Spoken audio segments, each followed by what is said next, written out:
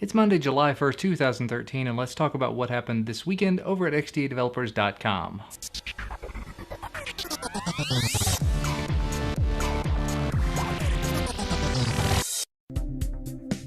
This episode of XDA Developer TV is brought to you by Sony Mobile and the new Sony Xperia Tablet Z, now on sale at store.sony.com/tablet.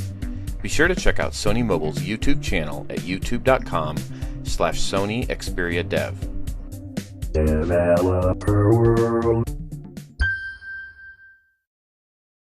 First up, last time we talked a little bit about the new Google Edition devices that are available in the Play Store, specifically the HTC One and the Samsung Galaxy S4. Well, over the weekend, a very interesting article came out from Pulsar G2 talking about these Google Editions and whether or not they're actually worthwhile, whether or not they're actually going to be useful and usable in the future. And in this article, he covers several points as to why he thinks they may not be the best idea to invest in, or they may not actually have much of a future. I would definitely recommend you taking a look at it, but just sort of to cover the highlights of it. The first point is that it's entirely cash up front, and they are very, very expensive devices. They're not subsidized by any carriers or anything, which means it's going to be really hard to convince people to go for that, when instead they could go for the lockdown versions that come from a carrier, but they're much, much more cheap, and then flash the other stuff to it. That's actually point two. The kind of people you're going to find at XDA and the kind of people that are going to go for the developer edition, a lot of cases, they're going to be the people that could find a way to put stock software on there, using something like CyanogenMod or porting AOSP over themselves, Paranoid Android, AOKP, whatever else you want to call it, something that doesn't come with Sense or with TouchWiz or whatever else comes on top of them. They will find a way to put it on there. So what at that point is the point of having a Google Edition?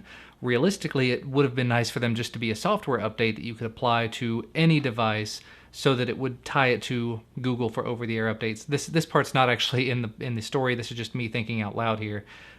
A software update, a new ROM that Google could put out that says, here, this will work on whatever devices, would be handy, as opposed to saying, give us $600 for this device again. Anyway, if you'd like to get some insight into the rest of the story, head on over to the Portal article for more details. And moving right along, one of the things that really gets on my nerves, and I know it gets on a lot of people's nerves, when you receive a lot of new app updates, are you really going to go through every single one of them, looking at them to see what's new about them, what's changed, what minor change has happened here and there?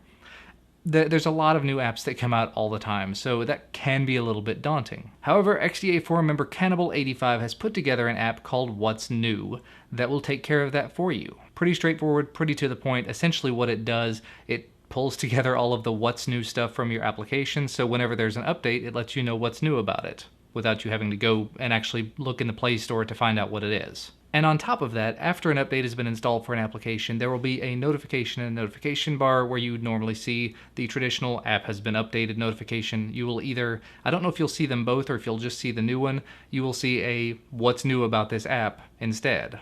Probably as well, probably. Sounds pretty useful to me. I don't know how practical it'll be, but like I said, it would be very handy to have something like that where it just aggregates together everything about what's new about your apps, as opposed to having to go to the Play Store, click through each individual one, what's new about this version of blah, blah, blah. Yep, okay, let's go back out, let's scroll through and find the next one that updated. Seems like a decent enough app. Head on over to the Portal thread, head on over to the forum thread from the Portal post to get all of the details on it, see if there's anything that you might need to know, any caveats or anything. It sounds pretty straightforward though, aside from having to have access to every one of your apps on your device and knowing when they update and everything. Potential security issue. If it's open source, great. That would make things a little easier, but if not, maybe poke at the developer, open the source. And moving right along, if you happen to spend a lot of time on the XDA forums, you probably know that you can see the top XDA posts, the most recent XDA posts, the XDA portal specifically, over on the right-hand side of the forum. Very quick, very easy, you can see them all there grouped together. However, some people don't notice that, or maybe they don't spend a lot of time on the forum, so XDA recognized contributor Swift has put together an unofficial XDA portal browser extension for Chrome and Opera that will do exactly that. Essentially, it gives you a sidebar for your browser that shows you the latest 10 posts for XDA portal. Now, unfortunately, the Chrome extension is not yet available in the Chrome store, so you can't exactly get it that way, but if you go through the forum thread, you can get it there. Not too big of a deal. If you're not spending your time on the forum and looking over at the side and you really want to know what's going on the forum.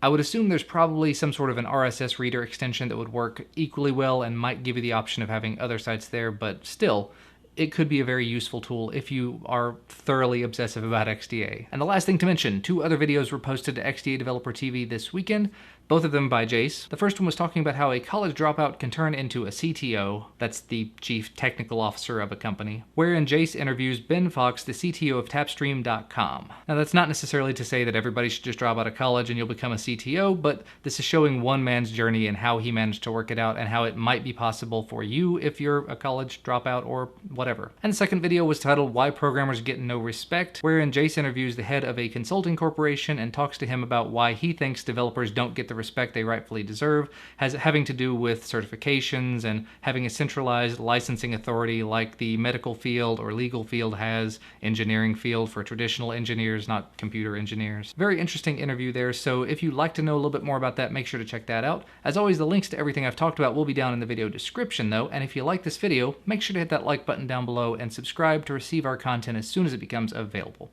As always though, thank you so much for watching, and I will see you again on Friday.